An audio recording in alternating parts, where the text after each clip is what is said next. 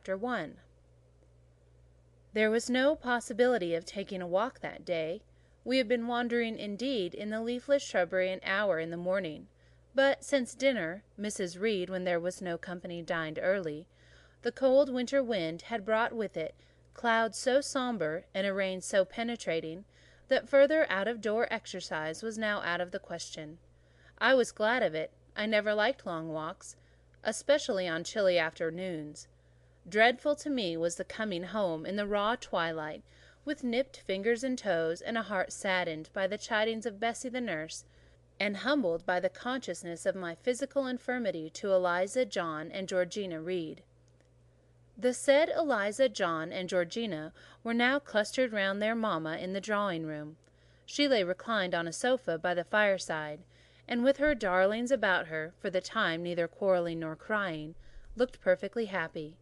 Me she had dispensed from joining the group, saying, she regretted to be under the necessity of keeping me at a distance, but that until she heard from Bessie, and could discover by her own observation that I was endeavouring in good earnest to acquire a more sociable and childlike disposition, a more attractive and sprightly manner, something lighter, franker, more natural, as it were, she must exclude me from the privileges intended for happy, contented little children.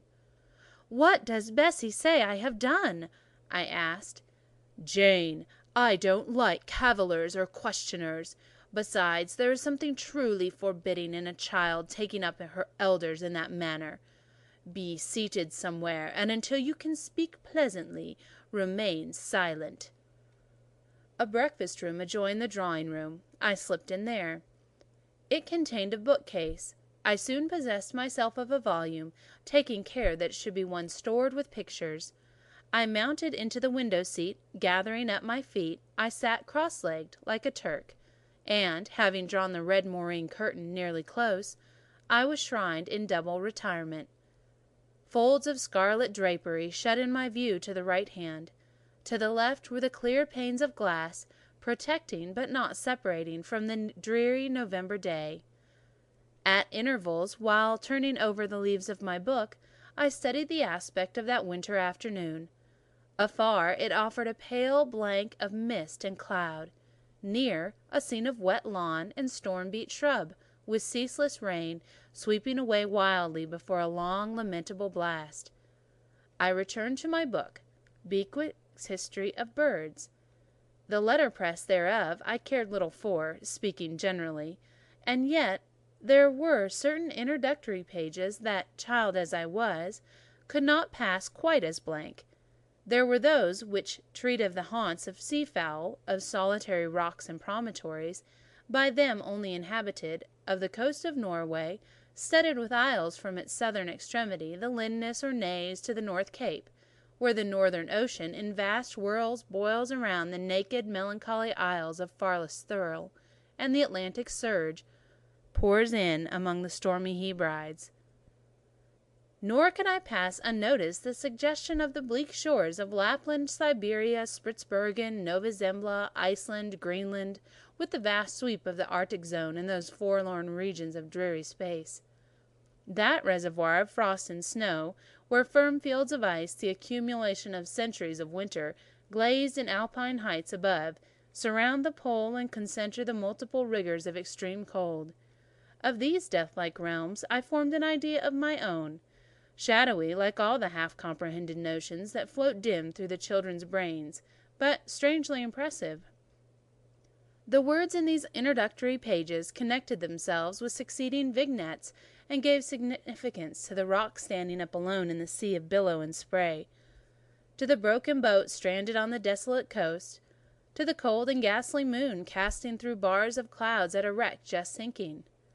I cannot tell what sentiment haunted the quite solitary churchyard, with its inscribed headstone, its gates, its 2 trees, its low horizon girdled by a broken wall, and its newly risen crescent attesting to the hour of eveningtude.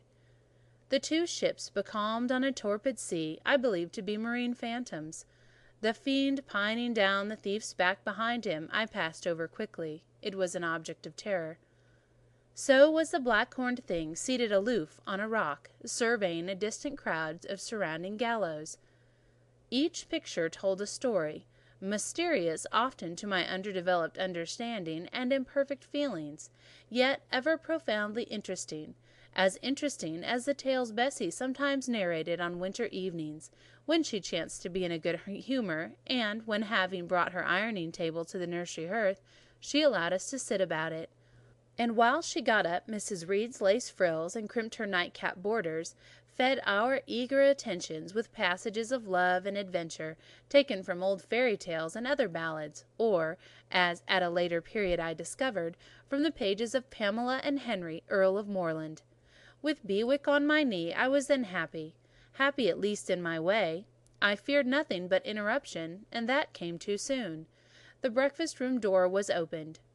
"Bah, Madam Mope!" cried the voice of John Reed. Then he paused. He found the room apparently empty. "Where the dickens is she?" he continued. "Lizzie! Georgie!" calling to his sisters. "Joan is not here. Tell mamma she has run out into the rain, bad animal." It is well I drew the curtain, thought I, and I wished fervently he might not discover my hiding-place. Nor would John Reed have found it out himself. He was not quick, either of vision or conception, but Eliza just put her head in at the door and said at once, "She's at the window-seat, to be sure, Jack." And out I came immediately, for I trembled at the idea of being dragged forth by the said Jack. "What do you want?" I asked, with awkward diffidence. "Say, what do you want, Master Reed?" was the answer. "I want you to come here," and seated himself in an armchair.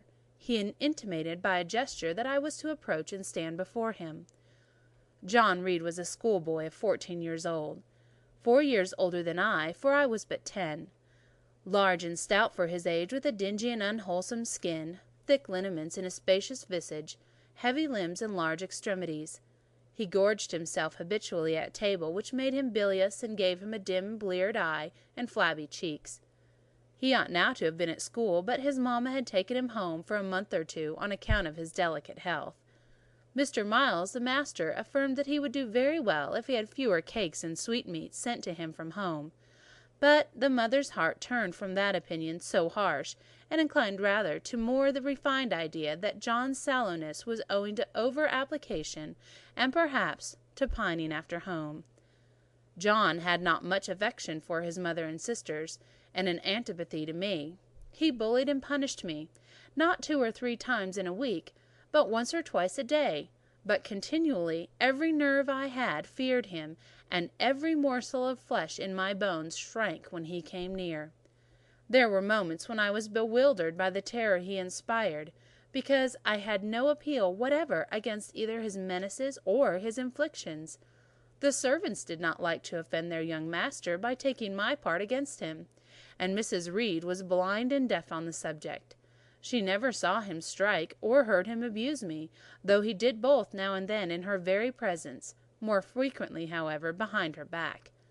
Habitually obedient to John, I came to his chair. He spent some 3 minutes in thrusting out his tongue at me as far as he could without damaging the roots. I knew he would soon strike, and while I dreaded the blow, I mused on the disgusting and ugly appearance of him who would presently deal it. I wondered if he read that notion in my face, for, all at once, without speaking, he struck, suddenly and strongly. I tottered, and on regaining my equilibrium, retired back a step or 2 from his chair. "That was for your impudence in answering mamma a while since," he said, "and for your sneaking way of getting behind curtains, and for the look you had in your eyes 2 minutes since, you rat." Accustomed to John Reed's abuse, I never had any idea of replying to it. My care was how to endure the blow which would certainly follow the insult. "What were you doing behind the curtain?" he asked. "I was reading." "Show the book." I returned to the window and fetched it thence. "You have no business to take our books. You are a dependent, mamma says. You have no money, your father left you none. You ought to beg, and not to live here with gentlemen's children like us, and eat the same meals we do, and wear the same clothes at our mamma's expense. Now I'll teach you to rummage my bookshelves, for they are mine. All the house belongs to me, or will do in a few years. Go and stand by the door, out of the way of the mirrors in the windows." I did so, not at first aware of what was his intention. But when I saw him lift and poise the book and stand in act to hurl it, I instinctively started aside, with a cry of alarm. Not soon enough, however, the volume was flung, it hit me, and I fell, striking my head against the door and cutting it. The cut bled, the pain was sharp. My terror had passed its climax, and other feelings succeeded. "Wicked, cruel boy!" I said. "You are like a murderer. You are like a slave-driver. You are like the Roman emperors." I had read Goldsmith's History of Rome, and had formed my opinion of Nero and Caligula, and etc. Also I had drawn parallels in silence which I never thought thus to have declared aloud. "What? What?" he cried. "Did she say that to me? Do you hear her, Eliza and Georgina? Won't I tell mamma? But first—" He ran headlong at me. I felt him grasp my hair and my shoulder. He had closed with a desperate thing. I really saw him a tyrant, a murderer. I felt a drop or two of blood from my head trickle down my neck, and was sensible of somewhat pungent suffering. These sensations for the time predominated over fear, and I received him in a frantic sort. I don't very well know what I did with my hands, but he called me "Rat! Rat!" and bellowed out loud. Aid was near him. Eliza and Georgina had run for Mrs. Reed, who had gone upstairs. She now came upon the scene, followed by Bessie and her maid Abbot. We were parted, and I heard the words, "Dear, dear, what a flurry to fly at Master John! Did anyone ever see such a picture of passion?" Then Mrs. Reed subjoined, "Take her away to the Red Room, and lock her in there." 4 hands were immediately laid upon me, and I was borne upstairs. Chapter 2. I resisted all the way, a new thing for me, and a circumstance which greatly strengthened the bad opinion Bessie and Miss Abbot were disposed to entertain of me. The fact is, I was a trifle beside myself, or rather out of myself, as the French would say. I was conscious that a moment's mutiny had already rendered me liable to strange penalties, and like any other rebel slave, I felt resolved in my desperation to go all lengths. "Hold her at arms, Miss Abbot, she's like a mad cat." "For shame, for shame!" cried the lady's maid. "What shocking conduct, Miss Eyre, to strike a young gentleman, your benefactress's son, your young master." "Master! How is he my master? Am I a servant?" "No, you are less than a servant, for you do nothing for your keep. There, sit down and think over your wickedness." They had got me by this time into the apartment indicated by Mrs. Reed, and had thrust me upon a stool. My first impulse was to rise from it like a spring. Their 2 pair of hands arrested me instantly. "If you don't sit still, you must be tied down," said Bessie. "Miss Abbot, lend me your garters, for she will break mine directly." Miss Abbot turned to divest a stout leg of the necessary ligature. This preparation for bonds, and the additional ignominy it inferred, took a little of the excitement out of me. "Don't take them off," I cried. "I will not stir." In guarantee whereof, I attached myself to the seat by my hands. "Mind you don't," said Bessie. When she had ascertained that I was really subsiding, she loosened her hold of me. Then she and Miss Abbot stood with folded arms, looking darkly and doubtfully on my face, as incredulous of my sanity. "She never did so before," at last said Bessie, turning to Abigail. "But it was always in her," was the reply. "I've told Mrs. often my opinion about the child, and Mrs. agrees with me. She's an underhanded little thing. I never saw a girl of her age so much cover." Bessie answered not, but ere long, addressing me, she said, You ought to be aware, miss, that you are under obligation to Mrs. Reed. She keeps you. If she were to turn you out, you would have to go to the poorhouse." I had nothing to say to these words. They were not new to me. My very first recollections of existence included hints of the same kind.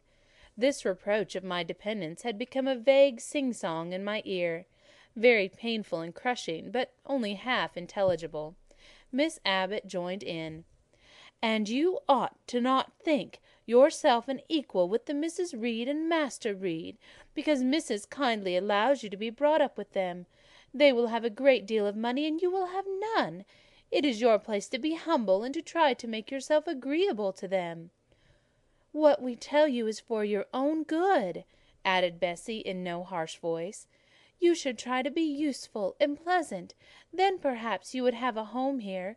But if you become passionate and rude, Missis will send you away, I'm sure." "Besides," said Miss Abbot, "God will punish her. He might strike her dead in the midst of her tantrums, and then where would she go? Come, Bessie, we will leave her. I wouldn't have her heart for anything. Say your prayers, Miss Eyre, when you are by yourself, for if you don't repent, something bad might be permitted to come down the chimney and fetch you away." They went, shutting the door and locking it behind them. The Red Room was a square chamber, very seldom slept in. I might say never, indeed, unless when a chance influx of visitors at Gateshead Hall rendered it necessary to turn to account all the accommodation it contained. Yet it was one of the largest and stateliest chambers in the mansion. A bed supported on massive pillars of mahogany, hung with curtains of deep red damask, stood out like a tabernacle in the centre. The two large windows, with their blinds always drawn down, were half shrouded in festoons and falls of similar drapery. The carpet was red. The table at the foot of the bed was covered with a crimson cloth. The walls were a soft fawn colour with a blush of pink in it. The wardrobe, the toilet table, the chairs were of darkly polished old mahogany. Out of these surrounding shades rose high and glared white the piled-up mattresses and pillows of the bed, spread with a snowy white Marcellus counterpane. Scarcely less prominent was an ample cushioned easy-chair near the head of the bed, also white with a footstool before it, and looking, as I thought, like a pale throne. This room was chill, because it seldom had a fire. It was silent, because remote from the nursery and kitchen; solemn, because it was known to be so seldom entered. The housemaid alone came here on Saturdays, to wipe from the mirrors and the furniture a week's quiet dust; and Mrs. Reed herself, at far intervals, visited it to review the contents of a certain secret drawer in the wardrobe, where were stored divers parchments, her jewelled casket, and a miniature of her deceased husband. And in those last words lies the secret of the Red Room, the spell which kept it so lonely in spite of its grandeur. Mr. Reed had been dead 9 years. It was in this chamber he breathed his last. Here he lay in state, hence his coffin was borne by the undertaker's men, and since that day, in a sense of dreary consecration, had guarded it from frequent intrusion. My seat, to which Bessie and the bitter Miss Abbot had left me riveted, was a low ottoman near the marble chimney-piece. The bed rose before me; to my right hand there was a high dark wardrobe, with subdued broken reflections varying the gloss of its panels. To my left were the muffled windows. A great looking-glass between them repeated the vacant majesty of the bed and room. I was not quite sure whether they had locked the door, and when I dared move, I got up and went to see. Alas, yes! No jail was ever more secure. Returning, I had to cross before the looking-glass. My fascinated glance involuntarily explored the depth it revealed. All looked colder and darker in that visionary hollow than in reality; and the strange little figure there gazing at me, with a white face and arms speckled in the gloom, and the glittering eye of fear moving where all else was still, had the effect of a real spirit. I thought it like one of those tiny phantoms, half fairy, half imp, in Bessie's evening stories represented as coming out of lone ferny dells in the moors, and appearing before the eyes of belated travellers. I returned to my stool. Superstition was with me at that moment, but it was not yet her hour for complete victory. My blood was still warm. The mood of the revolted slave was still bracing me with its bitter vigour. I had to stem a rapid rush of retrospective thought before I quailed to the dismal present. All John Reed's violent tyrannies, and all his sister's proud indifference, all his mother's aversion, all the servants' partiality, turned up in my disturbed mind like a dark deposit in a turbid well. Why was I always suffering, always browbeaten, always accused, for ever condemned? Why could I never please? Why is it useless to try and win anyone's favour? Eliza, who was headstrong and selfish, was respected. Georgiana, who had a spoiled temper, a very acrid spite, a capricious and insolent carriage, was universally indulged. Her beauty, her pink cheeks, and golden curls seemed to give delight to all who looked at her, and to purchase indemnity for every fault. John no one thwarted, much less punished. Though he twisted the necks of pigeons, killed the little pea-chicks, set the dogs at the sheep, stripped the hothouse vines of their fruit, and broke the buds of the choicest plants in the conservatory. He called his mother old girl, too; sometimes reviled her for her dark skin similar to his own; bluntly disregarded her wishes; not unfrequently tore and spoiled her silk attire; and he was still her own darling. I dared commit no fault. I strove to fulfil every duty, and was termed naughty and tiresome, sullen and sneaking, from morning till noon, and from noon to night. My head still ached and bled with the blow and the fall I had received. No one had reproved John for wantonly striking me; and because I had turned against him to avert farther irrational violence, I was loaded with general opprobrium.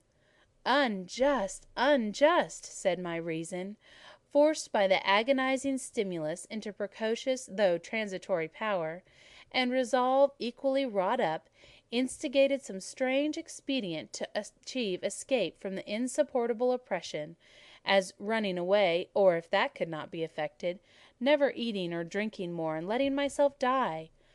What a consternation of soul was mine that dreary afternoon! How all my brain was in a tumult, and all my heart in insurrection! Yet in what darkness, what dense ignorance, was the mental battle fought! I could not answer the ceaseless inward question, why I thus suffered now.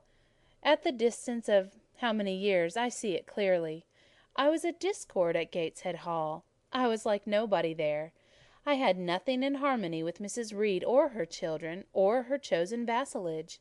If they did not love me, in fact, as little as I did love them, they were not bound to regard with affection a thing that could not sympathise with one amongst them, a heterogeneous thing, opposed to them in temperament, in capacity, in propensities; a useless thing, incapable of serving their interests or adding to their pleasure; a noxious thing, cherishing the germs of indignation at their treatment, of contempt of their judgment. I know that had I been a sanguine, brilliant, careless, exacting, handsome, romping child, though equally dependent and friendless, Mrs. Reed would have endured my presence much more complacently. Her children would have entertained me more with the cordiality of fellow feeling. The servants would have been less prone to make me the scapegoat of the nursery. "Miss Eyre, are you ill?"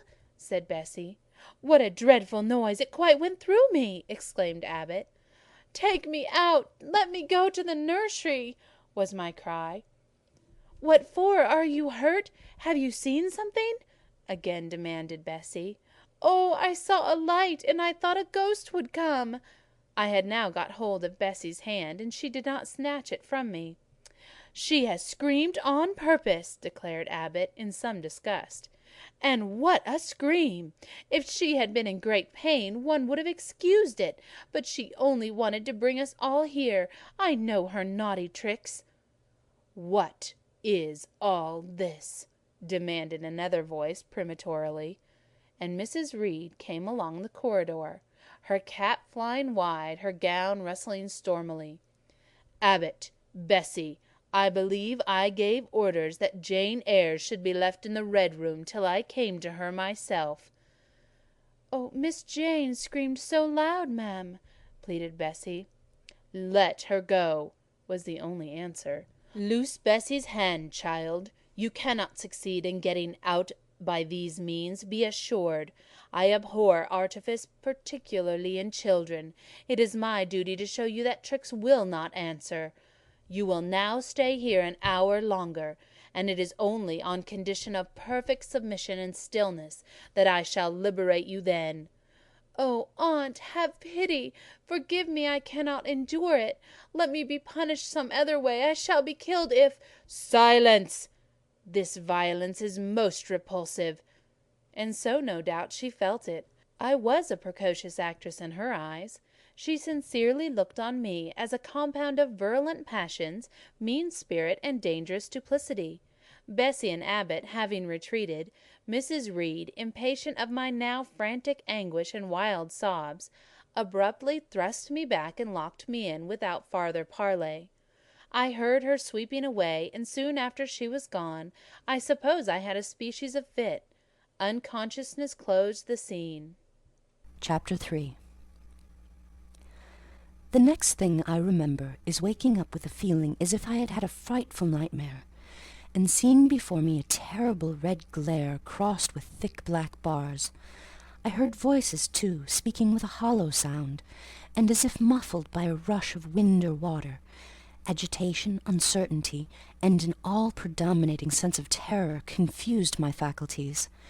Ere long, I became aware that someone was handling me, lifting me up and supporting me in a sitting posture, and that more tenderly than I had ever been raised or upheld before. I rested my head against a pillow or an arm, and felt easy. In 5 minutes more the cloud of bewilderment dissolved. I knew quite well that I was in my own bed, and that the red glare was the nursery fire. It was night. A candle burnt on the table. Bessie stood at the bed-foot with a basin in her hand, and a gentleman sat in a chair near my pillow, leaning over me. I felt an inexpressible relief, a soothing conviction of protection and security when I knew that there was a stranger in the room, an individual not belonging to Gateshead, and not related to Mrs. Reed. Turning from Bessie, though her presence was far less obnoxious to me than that of Abbot, for instance, would have been, I scrutinized the face of the gentleman. I knew him. It was Mr. Lloyd, an apothecary, sometimes called in by Mrs. Reed when the servants were ailing. For herself and the children she employed a physician. "Well, who am I?" he asked. I pronounced his name, offering him at the same time my hand. He took it, smiling, and saying, "We shall do very well by and by." Then he laid me down, and addressing Bessie, charged her to be very careful that I was not disturbed during the night. Having given some further directions, and intimates that he should call the next day, he departed, to my grief. I felt so sheltered and befriended while he sat in the chair near my pillow, and as he closed the door after him, all the room darkened and my heart again sank. Inexpressible sadness weighed it down. "Do you feel as if you should sleep, miss?" asked Bessie rather softly. Scarcely dared I answer her, for I feared the next sentence might be rough. "I will try. Would you like to drink, or could you eat anything?" "No, thank you, Bessie." "Then I think I shall go to bed, for it is past 12 o'clock. But you may call me if you want anything in the night." Wonderful civility, this! It emboldened me to ask a question. "Bessie, what is the matter with me? Am I ill?" "You fell sick, I suppose, in the Red Room with crying. You'll be better soon, no doubt." Bessie went into the housemaid's apartment, which was near. I heard her say, "Sarah, come and sleep with me in the nursery. I daren't for my life be alone with that poor child tonight. She might die. It's such a strange thing she should have that fit. I wonder if she saw anything. Mrs. was rather too hard." Sarah came back with her. They both went to bed. They were whispering together for half an hour before they fell asleep. I caught scraps of their conversation, from which I was able only too distinctly to infer the main subject discussed. Something passed her all dressed in white and vanished. A great black dog behind him. 3 loud raps on the chamber door. A light in the churchyard just over his grave, etc. At last both slept. The fire and the candle went out. For me, the watches of that long night passed in ghastly wakefulness, strained by dread, such dread as children only can feel. No severe or prolonged bodily illness followed this incident of the Red Room. It only gave my nerves a shock of which I feel the reverberation to this day. Yes, Mrs. Reed, to you I owe some fearful pangs of mental suffering, but I ought to forgive you, for you knew not what you did. While rending my heartstrings, you thought you were only uprooting my bad propensities. Next day by noon I was up and dressed, and sat wrapped in a shawl by the nursery hearth. I felt physically weak and broken down, but my worst ailment was an unutterable wretchedness of mind, a wretchedness which kept drawing from me silent tears. No sooner had I wiped one salt drop from my cheek than another followed. Yet, I thought, I ought to have been happy, for none of the Reeds were there. They were all gone out in the carriage with their mamma. Abbot, too, was sewing in another room, and Bessie, as she moved hither and thither, putting away toys and arranging drawers, addressed to me every now and then a word of unwonted kindness. This state of things should have been to me a paradise of peace, accustomed as I was to a life of ceaseless reprimand and thankless fagging. But in fact, my racked nerves were now in such a state that no calm could soothe, and no pleasure excite them agreeably. Bessie had been down to the kitchen, and she brought up with her a tart on a certain brightly painted china plate, whose bird of paradise, nestling in a wreath of convolvuli and rosebuds, had been wont to stir in me a most enthusiastic sense of admiration, and which plate I had often petitioned to be allowed to take in my hands in order to examine it more closely, but had always hitherto been deemed unworthy of such a privilege. This precious vessel was now placed on my knee, and I was cordially invited to eat the circlet of delicate pastry upon it. Vain favour, coming, like most other favours, long deferred and often wished for, too late. I could not eat the tart, and the plumage of the bird, the tints of the flowers, seemed strangely faded. I put both plate and tart away. Bessie asked if I would have a book. The word book acted as a transient stimulus, and I begged her to fetch Gulliver's Travels from the library. This book I had again and again perused with delight. I considered it a narrative of facts, and discovered in it a vein of interest deeper than what I found in fairy tales. For as to the elves, having sought them in vain among foxglove leaves and bells, under mushrooms, and beneath the ground-ivy mantling old wall-nooks, I had at length made up my mind to the sad truth that they were all gone out of England to some savage country where the woods were wilder and thicker, and the population more scant. Whereas Lilliput and Brobdingnag being, in my creed, solid parts of the earth's surface, I doubted not that I might one day, by taking a long voyage, see with my own eyes the little fields, houses, and trees, the diminutive people, the tiny cows, sheep, and birds of the one realm, and the cornfields forest high, the mighty mastiffs, the monster cats, the tower-like men and women of the other. Yet, when this cherished volume was now placed in my hand, when I turned over its leaves and sought in its marvellous pictures the charm I had till now never failed to find, all was eerie and dreary. The giants were gaunt goblins, the pygmies malevolent and fearful imps, Gulliver a most desolate wanderer in most dread and dangerous regions. I closed the book, which I dared no longer peruse, and put it on the table beside the untasted tart. Bessie had now finished dusting and tidying the room, and having washed her hands, she opened a certain little drawer full of splendid shreds of silk and satin, and began making a new bonnet for Georgiana's doll. Meantime, she sang. Her song was, "In the days when we went gypsying a long time ago." I had often heard the song before, and always with lively delight, for Bessie had a sweet voice, at least I thought so. But now, though her voice was still sweet, I found in its melody an indescribable sadness, Sometimes, preoccupied with her work, she sang the refrain very slowly, very lingeringly. "A long time ago," came out like the saddest cadence of a funeral hymn. She passed into another ballad, this time a really doleful one. "Long is the way and the mountains are wild. Soon will the twilight close moonless and dreary over the path of the poor orphan child. Why did they send me so far and so lonely, up where the moors spread and grey rocks are piled?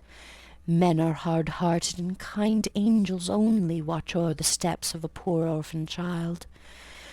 Yet distant and soft the night breeze is blowing, clouds there are none, and clear stars beam mild.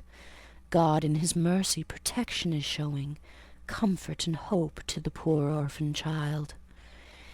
Even should I fall o'er the broken bridge passing, or stray in the marshes by false lights beguiled, still will my Father with promise and blessing take to his bosom the poor orphan child.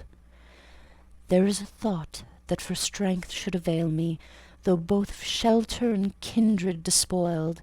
Heaven is a home, and rest will not fail me. Come, Miss Jane, don't cry," said Bessie as she finished. She might as well have said to the fire, "Don't burn." But how could she divine the morbid suffering to which I was a prey? In the course of the morning, Mr. Lloyd came again. "What? Already up?" he said as he entered the nursery. "Well, nurse, how is she?" Bessie answered that I was doing very well. "Then she ought to look more cheerful. Come here, Miss Jane. Your name is Jane, is it not?" "Yes, sir, Jane Eyre." "Well, you have been crying, Miss Jane Eyre. Can you tell me what about? Have you any pain?" "No, sir." "Oh, I dare say she is crying because she could not go out with the missus in the carriage," interposed Bessie. "Surely not. Why, she is too old for such pettishness." I thought so too, and my self-esteem being wounded by the false charge, I answered promptly, "I never cried for such a thing in my life. I hate going out in the carriage. I cry because I am miserable." "Oh, fie, miss," said Bessie. The good apothecary appeared a little puzzled. I was standing before him. He fixed his eyes on me very steadily. His eyes were small and grey, not very bright, but I dare say I should think them shrewd now. He had a hard-featured yet good-natured looking face. Having considered me at leisure, he said, "What made you ill yesterday?" "She had a fall," said Bessie, again putting in her word. "Fall? Why, that is like a baby again. Can't she manage to walk at her age? She must be 8 or 9 years old." "I was knocked down," was the blunt explanation, jerked out of me by another pang of mortified pride. "But that did not make me ill," I added, while Mr. Lloyd helped himself to a pinch of snuff. As he was returning the box to his waistcoat pocket, a loud bell rang for the servants' dinner. He knew what it was. "That's for you, nurse," he said. "You can go down. I'll give Miss Jane a lecture till you come back." Bessie would rather have stayed, but she was obliged to go, because punctuality at meals was rigidly enforced at Gateshead Hall. "The fall did not make you ill. What did, then?" pursued Mr. Lloyd when Bessie was gone. "I was shut up in a room where there is a ghost till after dark." I saw Mr. Lloyd smile and frown at the same time. "Ghosts? What, are you a baby after all? You are afraid of ghosts?" "Of Mr. Reed's ghost I am. He died in that room and was laid out there. Neither Bessie nor anyone else will go into it at night, if they can help it. And it was cruel to shut me up alone without a candle, so cruel that I think I shall never forget it." "Nonsense! And is it that makes you so miserable? Are you afraid now in daylight?" "No, but night will come again before long, and besides, I am unhappy, very unhappy, for other things." "What other things? Can you tell me some of them?" How much I wished to reply fully to this question, how difficult it was to frame any answer. Children can feel, but they cannot analyze their feelings, and if the analysis is partially effected in thought, they know not how to express the results of the process in words. Fearful, however, of losing this first and only opportunity of relieving my grief by imparting it, I, after a disturbed pause, contrived to frame a meagre, though, as far as it went, true response. For one thing, I have no father or mother, brothers or sisters. You have a kind aunt and cousins.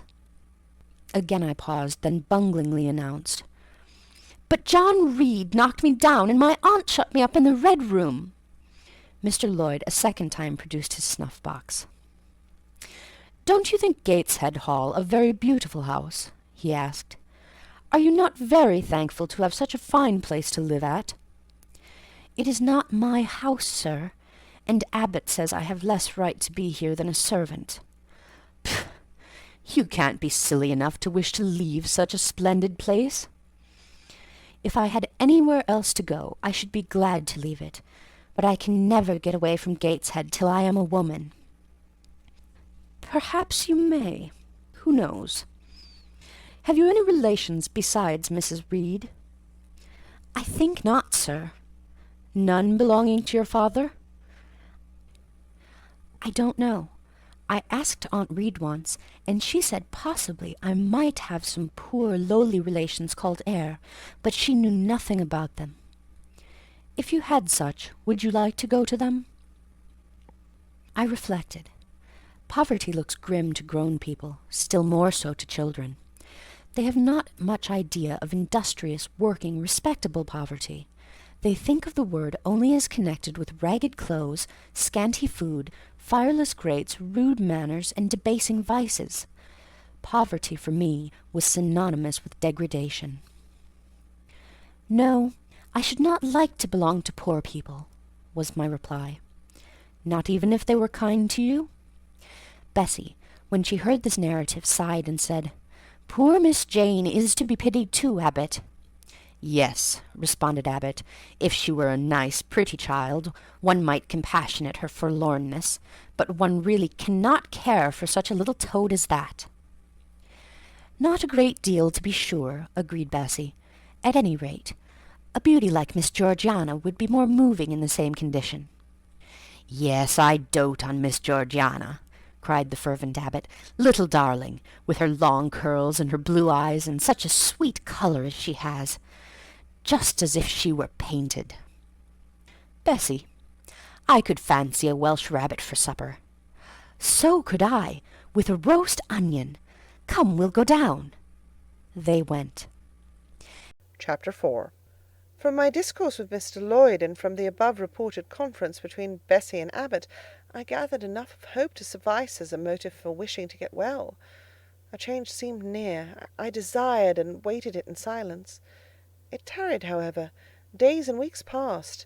I had regained my normal state of health, but no new allusion was made to the subject over which I brooded. Mrs. Reed surveyed me at times with a severe eye, but seldom addressed me. Since my illness she had drawn a more marked line of separation than ever between me and her own children, appointing me a small closet to sleep in by myself, condemning me to take my meals alone and pass all my time in the nursery, while my cousins were constantly in the drawing-room. Not a hint, however, did she drop about sending me to school. Still I felt an instinctive certainty that she would not long endure me under the same roof with her, for her glance, now more than ever, when turned on me, expressed an insuperable and rooted aversion. Eliza and Georgiana, evidently acting according to others, spoke to me as little as possible. John thrust his tongue in his cheek whenever he saw me, and once attempted chastisement, but as I instantly turned against him, roused by the same sentiment of deep ire and desperate revolt which had stirred my corruption before, he thought it better to desist, and ran from me, tittering execrations, and vowing I had burst his nose. I had indeed levelled at that prominent feature as hard a blow as my knuckles could inflict, and when I saw that either that or my look daunted him, I had the greatest inclination to follow up my advantage to purpose. But he was already with his mamma. I heard him in a blubbering tone commence the tale of how that nasty Jane Eyre had flown at him like a mad cat.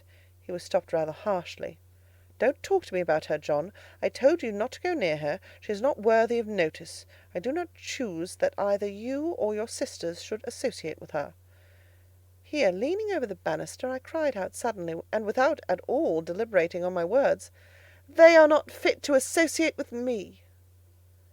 Mrs. Reed was a rather stout woman, but on hearing this strange and audacious declaration, she ran nimbly up the stair, swept me like a whirlwind into the nursery, and crushing me down on the edge of my crib, dared me in an emphatic voice to rise from that place, or utter one syllable during the remainder of the day. "What would Uncle Reed say to you if he were alive?" was my scarcely voluntary demand. I say scarcely voluntary, for it seemed as if my tongue pronounced words without my will consenting to their utterance. Something spoke out of me over which I had no control. "What?" said Mrs. Reed under her breath.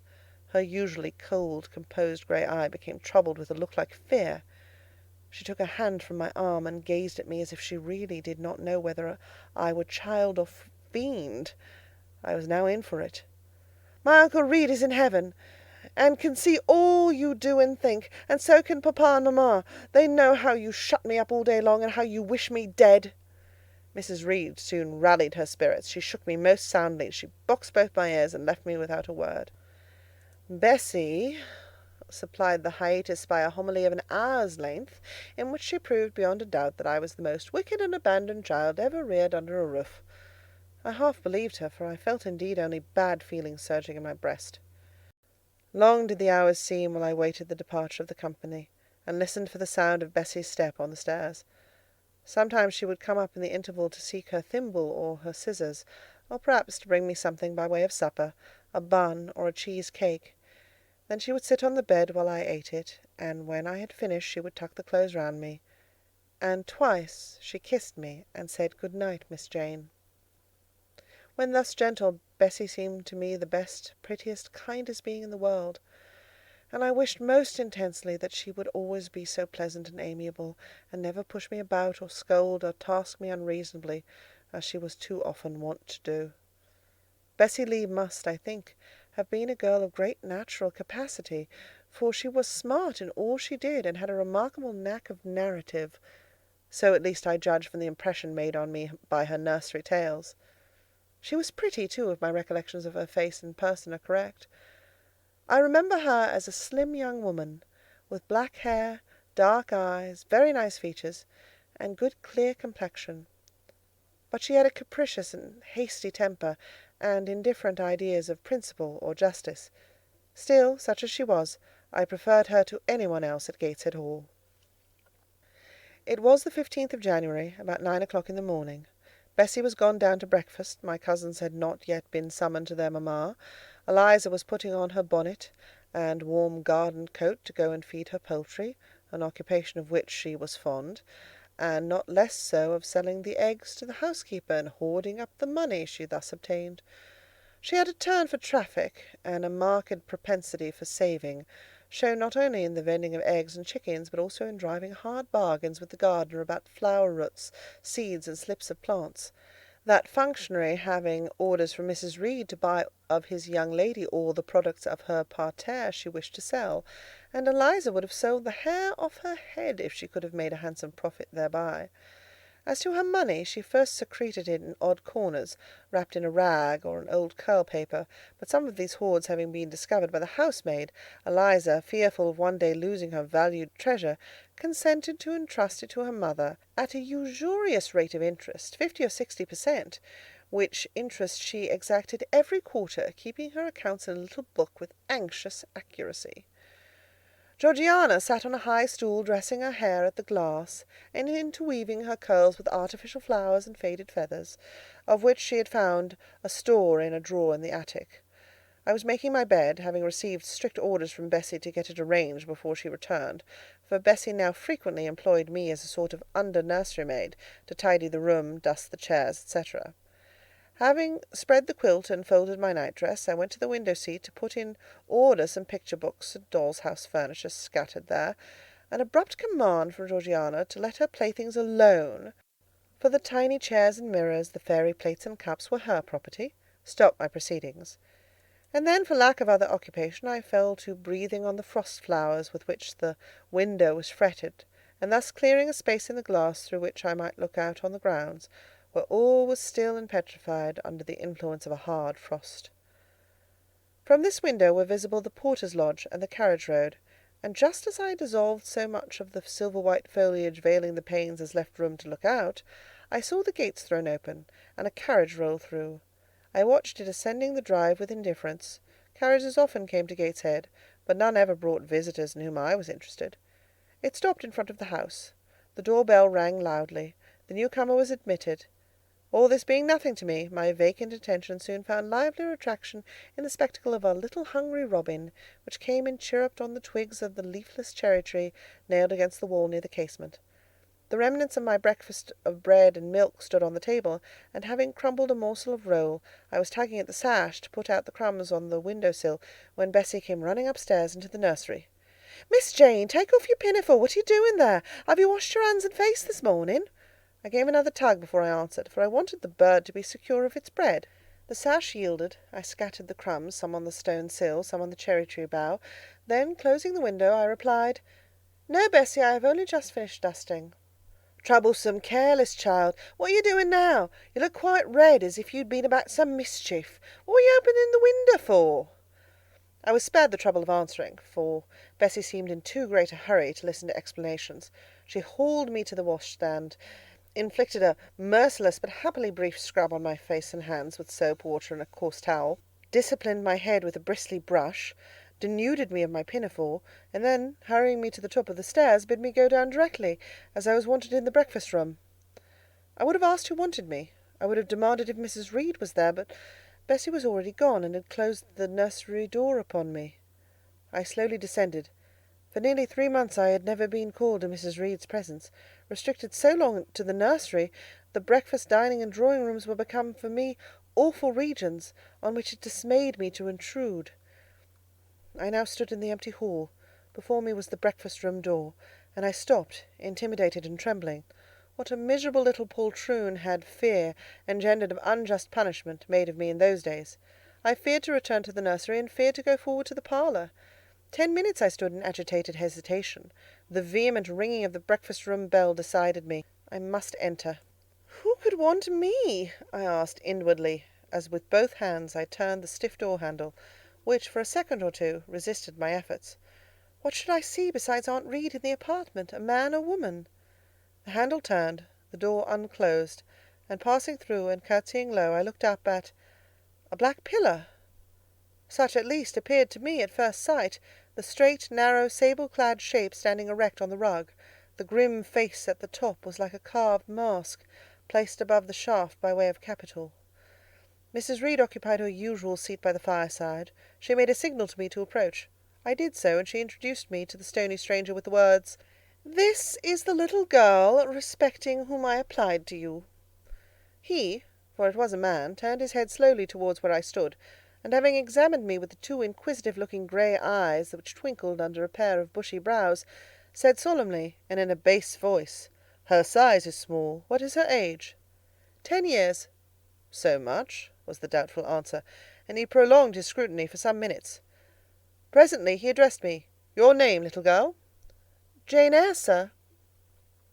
In uttering these words I looked up. He seemed to me a tall gentleman, but then I was very little. His features were large, and they and all the lines of his frame were equally harsh and prim. "Well, Jane Eyre, now are you a good child?" Impossible to reply to this in the affirmative. My little world held a contrary opinion. I was silent.